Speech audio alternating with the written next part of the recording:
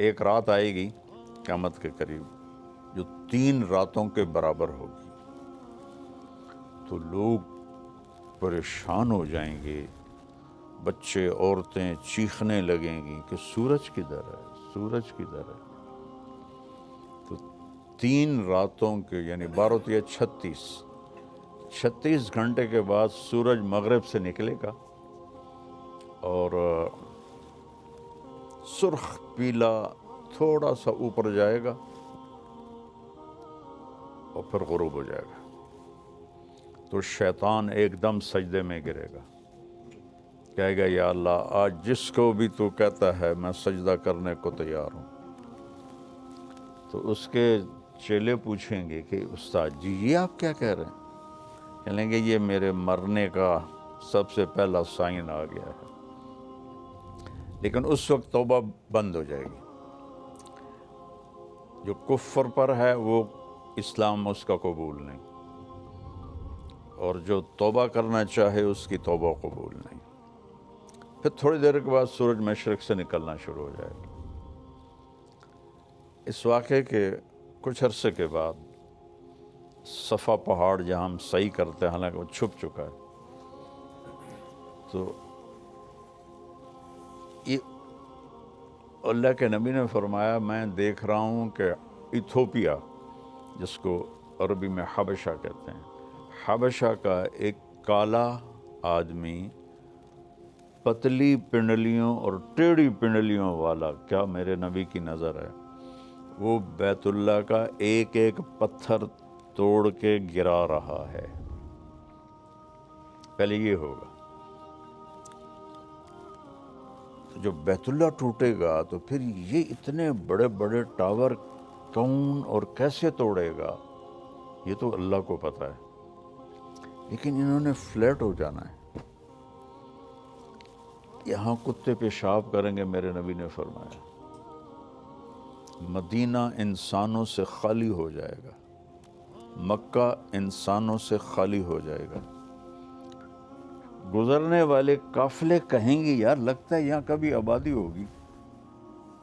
ابھی آپ اس آبادی کو دیکھیں، پھر حجم آبادی کو دیکھیں، اور پھر آپ میری بات کا تصور کریں تو آپ کہیں گے یہ تو ایسے ہی مولانا صاحب بات کر رہے ہیں، اور میں اللہ کے نبی کی آپ کو سنا رہا ہوں کہ گزرنے والے لوگ کہیں گے یار لگتا ہے یہاں کبھی کوئی لوگ رہتے ہوں گے، لوگ رہتے ہوں گے۔ تو جب بیت اللہ کو توڑا جائے گا تو ان بلڈنگوں کو اللہ کسی زلزلے سے توڑ دے، یا اس وقت کوئی ٹیکنالوجی ایسی ہو کہ وہ ان سب کو ایسے فلیٹ کر لیں، تو صفا پہاڑ ننگا ہو جائے گا۔ پھر ایک دن صفا پہاڑ پھٹے گا، اس میں سے ایک جانور نکلے گا جو سارے اہل ایمان کے ماتھے کو ٹچ کرے گا، ایسے ایسے، صرف اہل ایمان، کافر نہیں۔ تو اس کے ایک ہفتے کے اندر سب اہل ایمان مر جائیں گے، وہ صرف کافر رہ جائیں گے، جانوروں کی طرح۔ یتہارجون تہارج البہائم، وہ سڑکوں پہ اس طرح فحاشی کریں گے جیسے جانور فحاشی کرتے ہیں۔ تو پھر اللہ اس سارے نظام کو زیرو کر دے گا۔ آپ کو حیرت نہیں ہو رہی؟ اتنا بڑا سسٹم یار کا ایک پتھر نہیں ہے۔ کون سی طاقتیں آئیں گی جو سب کو فنا کر دیں گی؟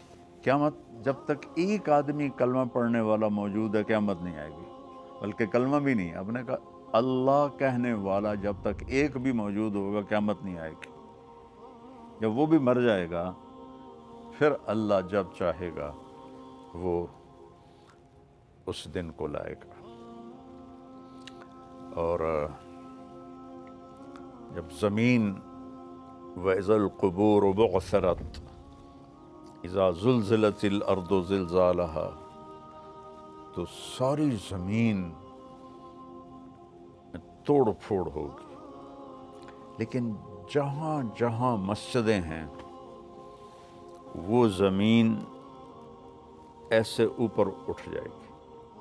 اب کینیڈا کتنی دور ہے، اور کینیڈا کا جو نارتھ ہے وہ کتنی دور ہے، وہاں وہ کالے ہمارا مسجد بنی ہوئی ہے، ایسے وہ زمینیں اکھڑیں گی، ایسے ایسے ایسے ایسے، اور وہ فلائنگ شروع کریں گی، اور وہ اڑتی اڑتی اڑتی اڑتی اڑتی اڑتی مکہ پہنچیں گی۔ تو جب یہ ساری دنیا کی زمینیں، مسجدیں کی زمین مکہ پہنچیں گی، تو پھر بیت اللہ کی جو مسجد ہے جتنی بھی بڑی ہو جائے، اس سے بھی شاید بڑی ہو جائے، وہ ساری ایسے اکھڑ جائے گی، اور وہ ساری مسجدیں اس کے ساتھ ایسے گیٹ ٹوگیدر ہو جائیں گی، پھر وہ وہاں سے فلائنگ کریں گی اور مسجد نبوی پہنچیں گی۔ یہاں تو کچھ بھی نہیں ہوگا، اور بیت اللہ کا بھی کہ وہ جگہ ہوگی، بیت اللہ تو کوئی نہیں ہوگا، وہ جگہ جب یہاں وہ مسجدیں پہنچیں گی تو بیت اللہ کی جو جگہ ہے وہ کہے گی السلام علیک یا رسول اللہ، لیکن وہاں تو کسی چیز کا نشان نہیں ہوگا۔ اللہ تعالیٰ اپنے نبی کی قبر بھی مٹا دے گا، لیکن نشان تو ہوگا، کہے گا السلام علیک یا رسول اللہ۔ پھر مسجد نبوی بھی اکھڑ جائے گی، اور پھر یہ ٹریول کریں گے مسجد اقصیٰ کی طرف۔ آسمان کا جو دروازہ ہے وہ مسجد اقصیٰ کے اوپر ہے۔ دیکھو نا، اپنے نبی کو مکہ سے نہیں اوپر لے گئے اللہ تعالیٰ، مسجد اقصیٰ لے گئے، وہاں سے پھر اوپر لے گئے۔